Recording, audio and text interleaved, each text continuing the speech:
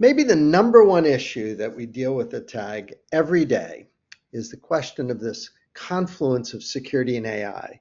And oftentimes the real issue is, can we make use of AI to reduce our cyber risk? Comes up in interactions with enterprise teams all the time. I've got an expert here, one of my friends I've known for many, many, many years, and someone who I think can give us a really good insight into the best methods that are available for dealing with this. It actually manages and offers a platform that I think you're going to really like to hear about. I suspect a lot of you know about Balbix, but you're going to enjoy listening. So if you're interested in AI and security, stick around. You're in the right place. I think you'll enjoy the discussion today.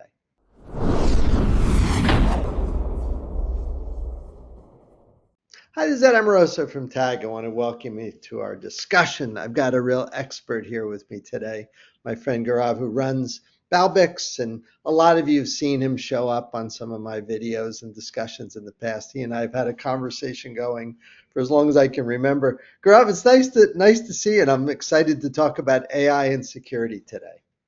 Hey, very nice to see you again, Ed. Always looking forward to these discussions. Well, when we talk, I always come out with a few really nice nuggets. I think I've stolen more ideas from you than anybody I know. Oh, you're too kind. Yeah. I would say the same thing. Well, listen. First off, this question, I posed it in the open there. That really the question of can you use AI to reduce risk? I think we already know the answer is yes, right? I think we know we can do that. But why don't you tell us a little bit about what the strategies are that you've been using at Balbix and in your work. And then I'm going to ask you about a bunch of top of mind issues. But first, take us through just kind of the process, the mechanics of how one goes about getting data, making decisions. What are the step-by-steps in actually using AI to reduce risk? So, Ed, before I answer that question, I want us to take a step back. Mm-hmm. So why even bother doing this AI? What is it about the cybersecurity problem that makes it particularly interesting, or why it is applicable? Why does it make it very applicable or pertinent or relevant to this AI business? It really comes down to, if you think about cybersecurity, what ends up happening is that people up and down the governance stack, like the operators and the governance folks, the people who manage risk, they spend about 80 to 90% of the time figuring out what needs to get done. And only 10 to 15, maybe 10 to 20% of the time actually doing the things that need to get done. And in that 10 to 20% of time that is spent doing things, they probably end up achieving 10 to 15% of what they know needs to get done. And the reason why this is because cybersecurity is complex, there's a lot of data, and that's what makes it very, very good for AI, that you could completely change this equation of only achieving about 20% and spending a lot of time doing it by using AI. So AI is particularly good at analyzing the data, and particularly good at automating the analysis. And then you get this nirvana, right, which is lower risk, lower cost of managing risk, fewer people that you need, and fewer times that you're going to get surprised with something bad. This is all good in theory. Now, in practice, what we found is the process is fairly straightforward, right? Which is you collect all the data that you either have, and hopefully you have it. If you don't have it, then obviously that's a separate problem, trying to improve your tooling to get the data. You feed it into the system sorts it out. We have something called a data fabric that does that, and that enables the AI models to run. The AI model kind of mimic the thinking that a smart analyst, come CISO, come CFO would be doing. And then at the end of it, you have some insights, and these insights can be used to power use cases like, help me prioritize better, help me explain the ROI of what I'm doing better, help me do some threat hunting better, help me keep up with X, help me do X better. And you can think of all the usual cybersecurity use cases. So in theory, that's how it goes. Ingest your data, let the system learn, system produces insights let you solve for these problems. Yeah. This is not something I do once, right? This is the kind of thing that we would, I think the word continuous would be the word we'd probably use. Is that the idea, that we're going to automate and have this be this continual process that goes on, right? Am I thinking about that correctly? Yeah, absolutely. So risk management is never a one and done game, but it's new risk arrives um, every single day. The world changes, software changes, your environment changes, adversaries get smarter, they develop new exploits, you roll out more software, new software has vulnerabilities. So this is indeed a continuous thing. You do it forever. Yeah. Now you have a very unique kind of insight here because you're dealing with actual teams doing this using your platform. So I'm going to ask you kind of a very practical question that, as you're interacting with real CISO-led teams who are using your platform and dealing with this, really using AI and trying to have it turn out nicely, I would imagine there must be some insights you're developing, maybe some top of mind things that you can share with the people watching. Like if they're about to embark on this, what should they expect? Like, is this just a breeze, snap, easy to boom, boom, boom? Because people have these weird expectations when they use ChatGPT that it's like, oh my gosh, it's so easy. You just say, hey, give me 1,000 word, paper on, how to fix a transmission, and it does it. So security must work that way too. But maybe give us a little bit of honest assessment of your experience. Take us through a few of the issues. I think it'll be fun to hear what you think. Yeah, so I think just about any new technology oftentimes has a risk of getting overhyped. Yeah, People expect too much. high expectation. Yeah, That's a high expectation. So I think we're probably at the highest point of those expectations right now, where a lot of people think of AI as just what is a silver bullet in cybersecurity, which there are no magic. silver bullets anywhere. Certainly not in cybersecurity. And we have all these words being thrown around, agentic workflows, and those words look so nice, and you kind of just imagine the place. In reality, what ends up happening is, and everybody and anybody who has used ChatGPT knows this, right? Precision and repeatability are a challenge. Managing large amounts of context, right, is a challenge. We all know, right, as we are working with an LLM like ChatGPT, eventually the system runs out of context, a context window as they call it, right? Where you might have had say, hey, I told you that about an hour ago. You forgot already, right? So that's what technically is called the context window, and it's the amount of stuff that the LLM can remember or chooses to remember, and that's what it uses to provide the answers. Now imagine if you are a large enterprise, the amount of context that goes into determining your cyber risk is massive, Yeah, practically massive, right? It's like even knowing like which operator, which person in the security operations team is on vacation from when to when. Even that is part of the context, right? And forget about which adversaries are targeting people in my industry or companies in my industry. That's all part of context. So yeah. you can't just throw this context into one LLM and expect anything meaningful to come out. So that's one challenge. What we found is that in order to get this thing right, you have to manage context. It's a context management problem, right? And doing it at cost and efficiently. And that is coupled with these two concepts of precision and repeatability. Like when you come up with a certain SLA policy, you don't want the LLM to enforce that SLA policy 35% of the time. You want it to enforce that SLA policy 100% of the time to the Right. best of it. You don't want the report format to change every time you ask for a report. You want a consistent report format so that you can track things. All of these things are not easy with the LLMs or the generative AI technology. But it turns out that there is this other kind of AI technologies, structured AI as we call it, many of which are components of generative AI, right, which can be used and you can try to build together. But it's not easy. It's like the real problem is you're managing an enormous amount of context, and you better I get mean, that the right. not easy part is key. I want to make sure we're underlining that for people who are watching. This I mean, I don't know if it's a myth. It's certainly a belief that AI is just easy. Is just not right. Do I have that? I mean, this is hard stuff to get working in practice.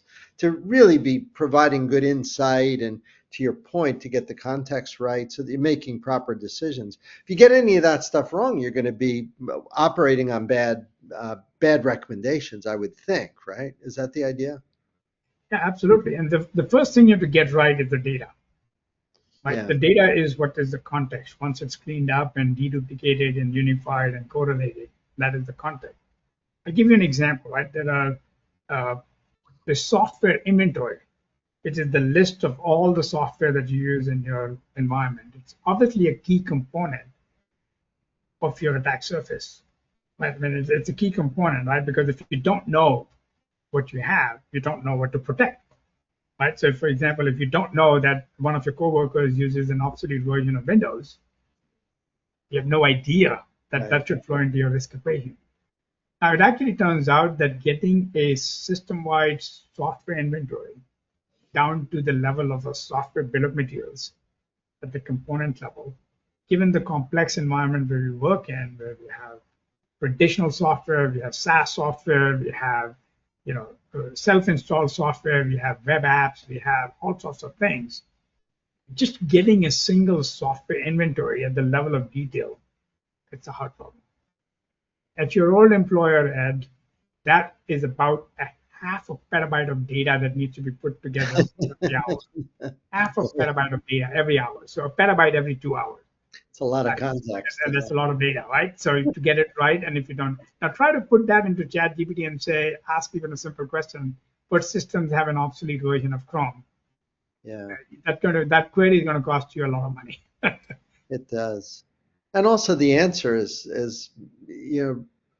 comes to this question of trust. And what's the role there? Like, and as you've worked through these, what's the role of sort of levels of trust based on either how explainable something is or understandable? Well, these are softer concepts, but what's been your understanding of sort of that transparency of the whole processing using AI?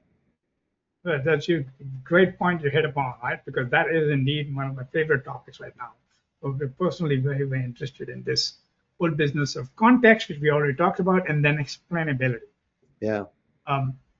As human beings, we trust each other because we can explain our thoughts. Well, sometimes. Well, I mean, we all try.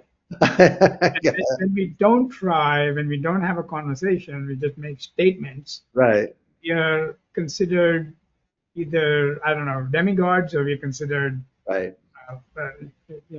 People who don't know what they're talking about.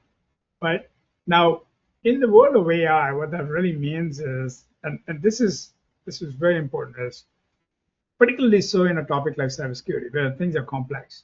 If there are 5 factors influencing a finding or a decision that needs to be made to do a project A versus project B, which is also a higher level finding to which you're reacting.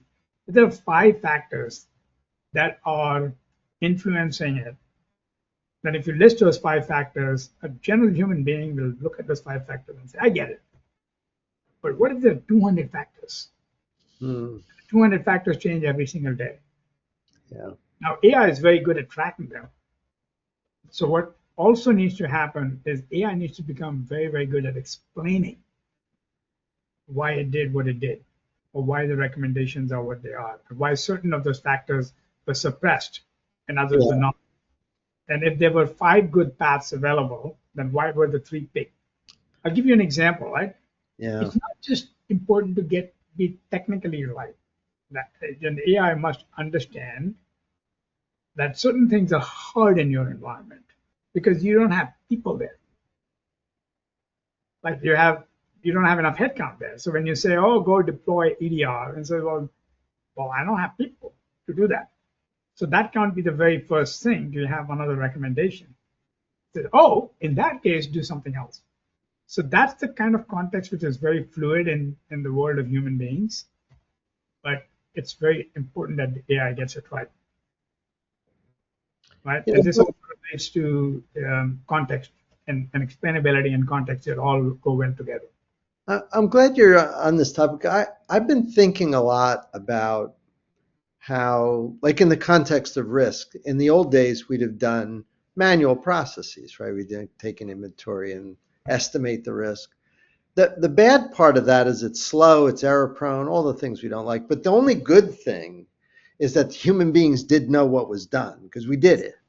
I mean, flaws and all, at least we knew. If something went wrong, we could go back and say, well, here's where we went wrong. And it always worries me with AI that when you do put this in place, without some mechanism for having a little bit of sort of either white or gray box or something, you're really not sure. If something goes awry, there needs to be the ability to go back. So I love that there's this focus that you've emphasized on the ability to understand kind of what's going on, knowing where this comes from. I think that's important.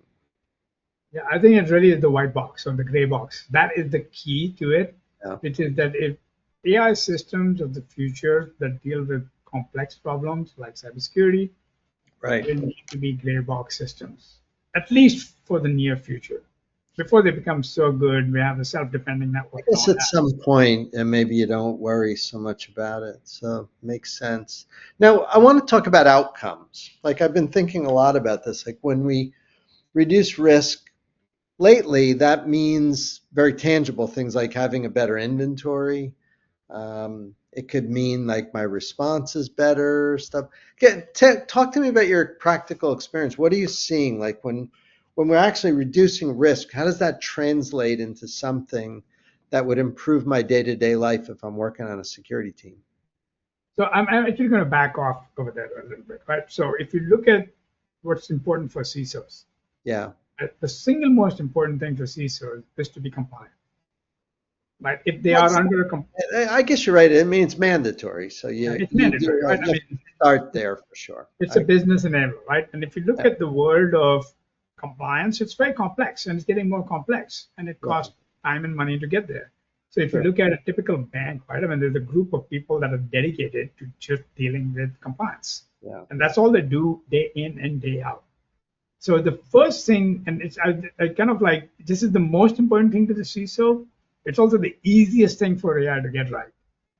Right? This is the much easier than a risk management problem. The compliance reporting and the compliance updating problem, it's kind of like you have to solve both the risk management and the compliance problem almost together. But the compliance problem is a lot easier. So from our platform, Balbix, for example, has mappings to almost 200 different global standards. Like we map them all together to a common set of control framework. We call the Balbix control framework or the open control framework. So the Balbix control framework, for example, allows you to do things in that common control framework, which is very similar to CIS and NIST. But we have mappings for all of these, which means that as you're doing your cybersecurity thing, as you're doing your regular thing to managing compliance becomes almost like a free side effect, like free, literally.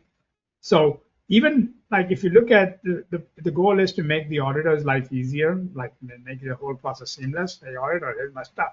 It has everything in exactly the language in which you expect it to do. And I don't have to do this mapping every time. I have to create these custom dashboards and reports for you every time. And you change your standard, within 5 minutes, my new report is ready with the gap analysis. So that's one. The second outcome, so the cost of compliance reduces significantly. If you have like 10 man hours a week that you're working on compliance, or 100 man hours a week, or 1,000 man hours a week, that goes close to zero to supporting compliance outcomes.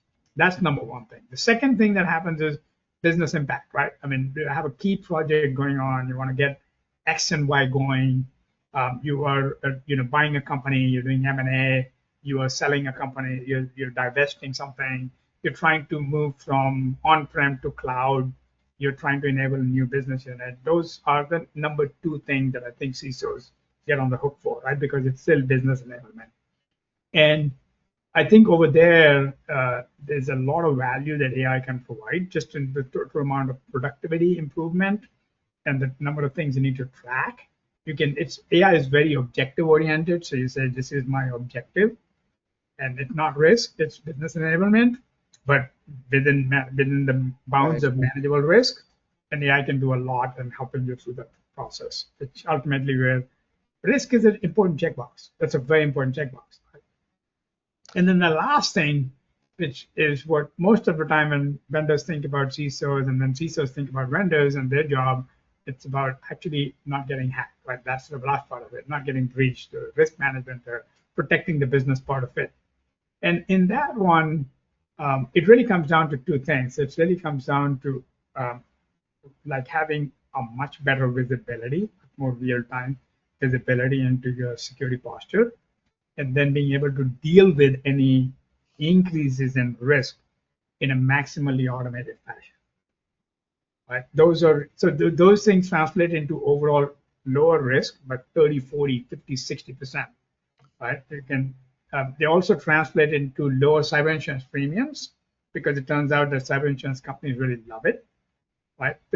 We have a technology called cyber risk quantification that allows us to map all of these issues into dollars and cents. And if you can say my risk of my top 5 scenarios is about 65 million, my acceptable level of risk is only 10 million or 6 million, that's just, and I have now done the work over the last 3 months to bring all of these scenarios within my acceptable risk appetite. And here is what I have done, and here is how it can be inspected. Your cyber insurance premium is going to be lower. The CFO is going to love you, and you can do all this, and then you have to keep it there. This is where you get your productivity enhancement with automation. 80%, 60% fewer time to be taken by a security operations team doing this manual work of data cleanliness and all that, which AI is very good at. On the CRQ, because that's an important part. I would agree that the financial impact probably be the most important, maybe the most fundamental metric, because you can almost map anything to that, like time savings or time wasted, financial impact. Right. Tools that I can collapse and get rid of versus ones I have to go out and buy, financial impact. But I just wonder, is it always the case? Like, do we start with other kinds of metrics, those interim metrics like time, MTTR, things like that, inventory? Do you focus on those and then map them to money? Or when you're doing CRQ, is it always sort of a, like with that FAIR model where you just sort of jump to consequence? I honestly don't know the answer to that. I'm wondering if measurements are important. That's a great question. So I think the way to think about it is you need to work both top down and bottom up. So both. Yeah, it's both. Right. At the bottom up, you have to understand each of the elements and all that, and you're basically trying to figure out all the security parameters that can map to your risk model. And top down, you work and you frame the risk model with the appropriate financial parameters and provide the context which is specific to you. What kind of scenarios are you? I mean, you could say that, the bottom up can model anything, but anything is a million scenarios, and you only care about 10, right? To get started. Maybe you'll care about another 10 next year when you're more mature, which is on the fringes level, right? But you certainly don't care about 10,000 scenarios. Like a manufacturing in the shop is not going to care about a lot of intellectual property stolen scenarios because their intellectual property is much harder to steal, right? It's about the factory know-how and all that, but putting a factory together is a factory together, or like, so those are the kind of things that you have to work to top down, bottom up, the meat in the center, in the middle. Talk to me a little bit about your platform. I know you're being very modest and talking in general, but let's dig in. I would like to know if I want to deploy something, if I decide I love this idea, I want to. What is it that you're selling? What are you installing? Where does it go? What are the collectors? Give us an idea of what the experience is like when I decide I want to use a platform like yours, literally to use the AI to reduce risk. Where am I putting software tools, systems? How does that work? So it's an AI native cyber risk platform. Yeah. Cyber risk management platform. And the way you get started on it is you frame your objectives, which is what do you want to do? Compliance. You want to solve a business impact problem, or you want to solve a technical problem like better visibility, risk management, all that, right? You start that. Based on that, probably all of the above, right? probably all of the above. And that's Yeah. what people, once they discover that you can do all of the above, they generally want all of the above. I would say, Got it. great. Let's One assume platform it's is all of enough. the above. Yeah. So you would go off and, the first thing, like I mentioned, is the platform itself works on data that you already have. Yeah. We also have a discovery module that you would deploy if you don't have the data. And the discovery module is a set of sensors and things like that. But the vast majority of our customers don't have that problem of not enough. They have some data gap, but the vast majority of them have lots of tooling. Okay, I got it. So you get your tooling.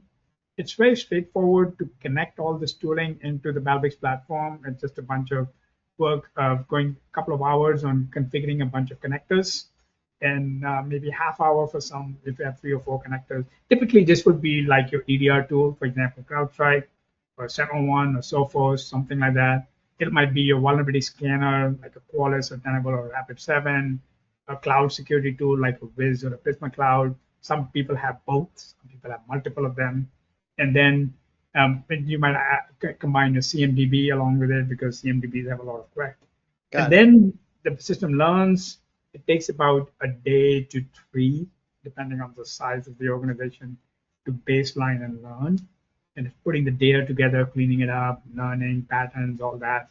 And the models are learning. And at the end of it, we produce a whole bunch of insights around data quality, about what we know based on the data quality. Sometimes you did your job right and you have very high data quality, and ultimately on how to burn down your risk.